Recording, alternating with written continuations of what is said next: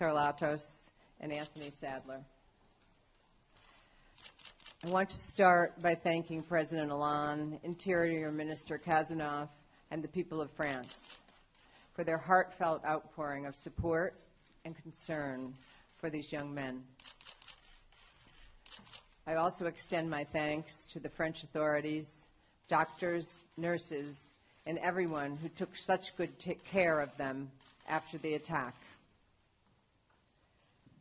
We often use the word hero, and in this case, I think that word has never been more appropriate.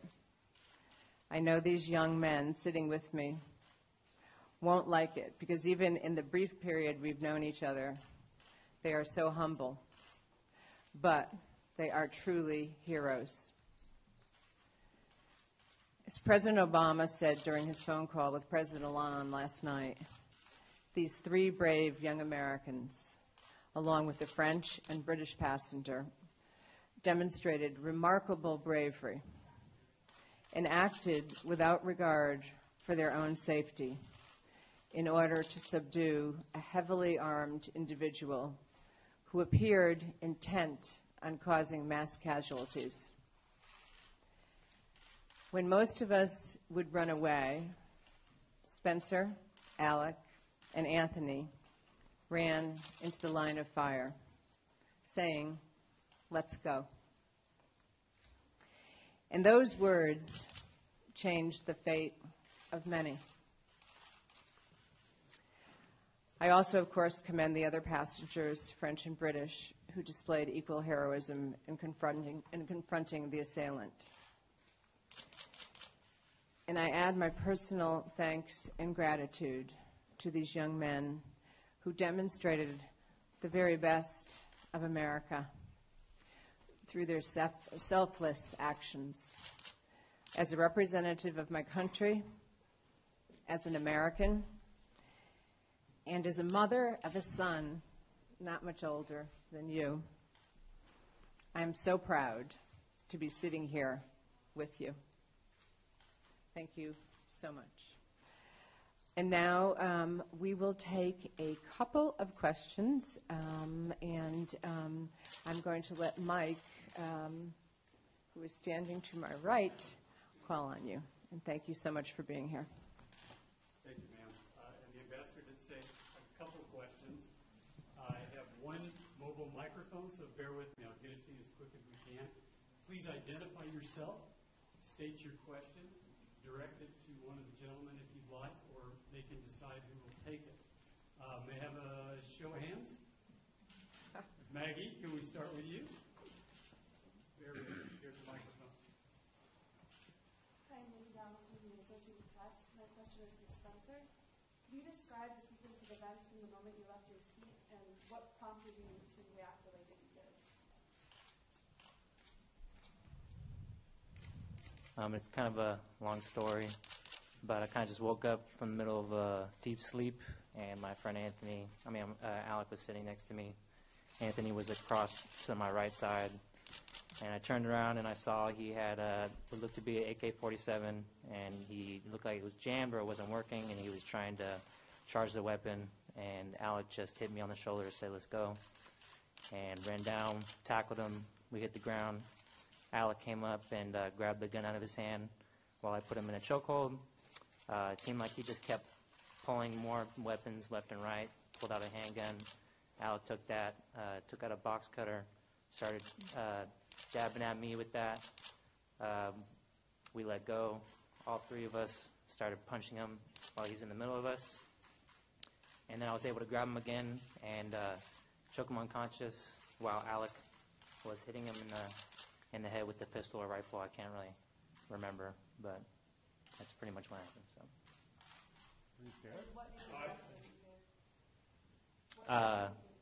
Survival. And to survive, and for my friends and everyone else on the train to make it. So. Yes, sir. Please identify yourself. Charlie Daggett of CBS News. Spencer, has it sunk in yet what has happened? Have you thought about what may have happened if you hadn't intervened? Well, no, it hasn't at all. It feels very unreal. feels like a dream, so I don't really know what to say. But Alec, have you thought about the consequences of what would have happened if you hadn't acted? Well, yeah, I mean, the guy had a lot of ammo. I mean, his intentions were pretty clear, but, I mean, you can speculate all day long, but, I mean, like Spencer said, it really hasn't sunk in. It doesn't really seem real. But, that's the second answer to that question, I guess. All right. Identify yourself, please. Sure. David Wright with ABC News. Spencer, I gather that after you were injured, you rendered first aid to one of the passengers who was injured. Can you tell me what you were able to do for him and how was he doing?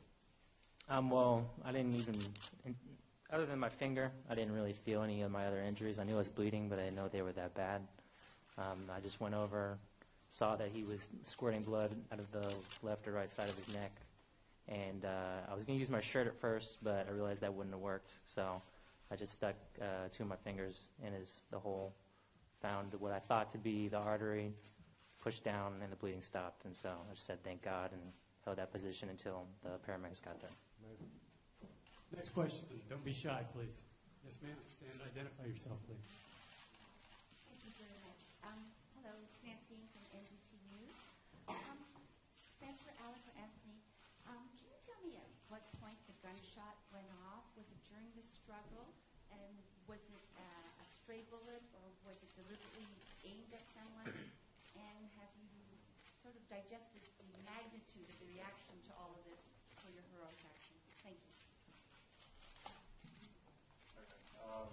The gunshot was probably the first noise I heard, and then that was followed by some breaking glass. So the gunshot was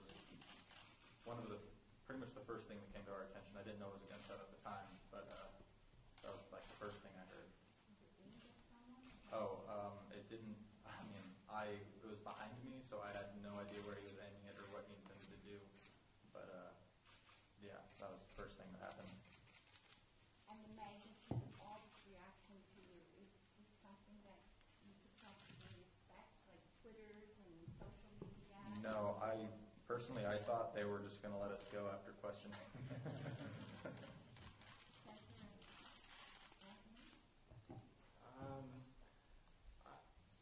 Initially, kind of after it happened, I kind of realized the magnitude. I didn't quite understand that all this would happen, but I knew that it was something very serious because we were traveling internationally, and my two friends are off-duty military, so I just knew I knew it would be bigger than just the initial investigation, but I had no idea it would get like this. Next question, preferably from one of my French colleagues. Yes, sir. Yeah. Identify yourself, please. And hold the microphone very close. Renaud Parquet, BFM TV. Thanks, guys, for what you did. And my question is very simple, because the French minister has not told about a French who started to act. Could you just tell us what if you saw this guy, and can you tell us about this guy? And my second question is, what are you going to do right now, and when are you going back to America? Thank you. I'm sorry, can you repeat the first question, please? Yeah. Sorry. Bernard Cazeneuve, the French minister, talked about a French guy who just first act just before you. He talked about this guy, and I would like you to just describe if you have any information about this French guy or what he did really just before you. And when are you going back to America, and what are you going to do? Thank you. I personally don't have a lot of information on him, but I heard that he started the struggle at first, so I feel like he deserves a lot of the credit, because if it wasn't for him, maybe it could have been way different. And I don't know when I'm going back. I know my friend Anthony should be going back shortly, and me and Alec and my family and his family should be heading to somewhere in Germany for medical care, and then from there, we don't know. Next question, Sylvie. Sorry, the light. Hi, Sylvie Rothman, France 24 Television. Thank you for what you did.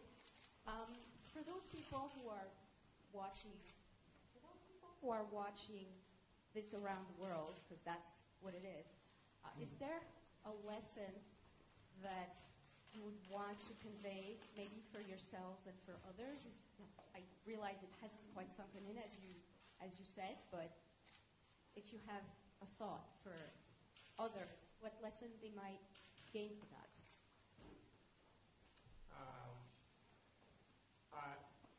These are my friends, and I was the third one to get up, and I just want the lesson to be learned that basically in times of crisis like that, I would want it to be learned that basically to do something. Hiding or sitting back is not going to accomplish anything, and the gunman would have been successful if my friend Spencer had not gotten up. So I just want that lesson to be learned going forward in times of terror like that, to please do something. Don't just stand by and watch. Yes, ma'am, you have the microphone. I would like to know if you have news of the man you helped in the train, and he's a French-American guy who is in the hospital in Lille. Yeah, when I was talking to him on the ground, he said he was from Virginia. So, but from the information I have, he seems to be doing well, and he should have a full recovery and surgery soon. So, we're glad that he's going to be alive. Sam? I also spoke to his wife yesterday, and he's doing pretty well. Hi, Sam Checkman from the Wall Street Journal. I was wondering if you guys could tell me, Anthony was saying what you thought the lesson was. Spencer and Alec, I wonder what you think about that. Did your training at all help in being able to assess the situation and act quickly? And is there a state of awareness you think that other people should have in situations like this? And then also, I wonder if you could describe the assailant a little bit, what he looked like. Oh, well, I feel our training mostly kicked in after this assailant was already subdued, frankly, when it came to medical care and things like that, and providing security, making sure there wasn't another shooter. But in the beginning, it was mostly just gut instincts, survival, basically, like Spencer said. And what was the other part? Sorry. Well, describe him. Was that? Well, yeah, describe him. So first, is that something? In other words, with gut instinct, is this something you think there's state of awareness you think everybody should have in situations like this? Not necessarily. I mean, I didn't really have much of a state of awareness. It wasn't really a conscious decision. We just kind of acted. There wasn't much thinking going on, at least on my end. I don't know about them. Spencer? No, not at all. He was about, I don't know, you guys want to help me out? He was skinny, probably 160, 170. About 5'10", yeah, pretty skinny. He never said a word. He just basically came in, and when he entered the car, we saw him cocking the AK-47. So at that time, it was either do something or die. He was shirtless already? He was shirtless, yeah. Yes, ma'am. His lawyer says that he was out to rob people, not to be a terrorist. Pardon, we have to follow the rules. But while we're on subject. Yeah, well, I'm going to ask that question Good. actually. Excellent. Marianne Barry of AFP. I have two questions. One is we hear that you weren't even supposed to be in that carriage in the first place. Is that right? And the second one is that the gunman has spoken to his lawyer and said that he had no terrorist intentions, that he didn't even fire a shot, that no shot was fired, and that he was a homeless man who was out there to rob people. I wonder what your reaction is to that. Thank you. Well, we had first class tickets to the carriage where the incident took place, and we were sitting in a different carriage because we couldn't find it at first. We decided to get up because the Wi-Fi wasn't so good in that car, and we were like, we have first class, we might as well go sit in first class. So we just decided to go to the car about a half hour into the train ride, and to the point that he was just trying to rob the train. It doesn't take 8 magazines to rob a train. Next question, please. Yes, sir. Peter Mountain with People Magazine. For the three of you, you are all from Sacramento. You've been friends for a very long time. Does that backstory work into the fact that you get woken up and you go because you have trust in Well, I trust both my friends very much, and if it wasn't for them, I would have been dead. And so we all had a critical role in whatever happened, and everyone else that helped, the conductors, the guy at the bathroom. So everyone played their own part. No one specifically is to praise, I feel like. So. I know for me personally, I don't know what I would have done if I was by myself. I don't know. I saw Spencer get up. I saw Alec get up, and those are my close friends. So I just I couldn't let them go alone. So that's totally the whole reason I got up out of my seat. I'd also like to say thanks to Chris for helping us out. He helped tie the gunman up, and he also was very helpful afterwards as well, just because he spoke both languages. All right. First question I have to ask these fellows, you guys doing all right? Can you take a couple more? That's fine. Yeah. All right, next question. Yes, ma'am. Andre Chrysalis, Yeah. The Guardian. How would you describe the mental state of the assailant? You said in question he took tranquilizers. If you could describe, what kind of state you felt he was in, both when you went to get him and afterwards. I can't really tell you. He seemed like he was ready to fight to the end. So were we? I don't know. Jeff, let me get it to you first. Speak right into the microphone. It's a little hard. Thank you. Jeff Schaefer from Associated Press Television. The Spanish media are reporting that this man might have had some sort of flammable liquid with him, possibly gasoline. Maybe there was an intention of putting fire to the train. When you went through his satchel, did you see anything that resembled that? I went through his satchel, and there was nothing, just magazines and a few little things in the front. There was no container of liquid or anything like that. All right, let's try to limit it to two more. Is that fair? Yes, sir. Hi, thanks. Michael Birnbaum from the Washington Post. Spencer and Alec, I wanted to ask you, based on your military training, as you saw the shooter operating the guns, did he seem to be trained? Did he seem to know what he was doing? And could he have inflicted more damage?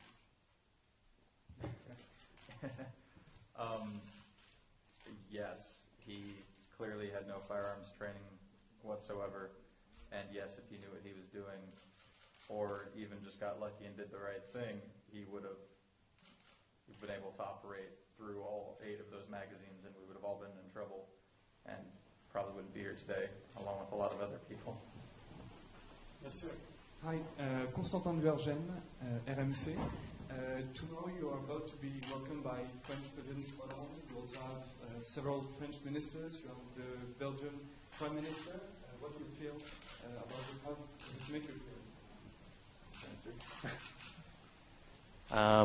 It feels pretty crazy. I never thought I would be here in this position, so it's unreal, like I said before.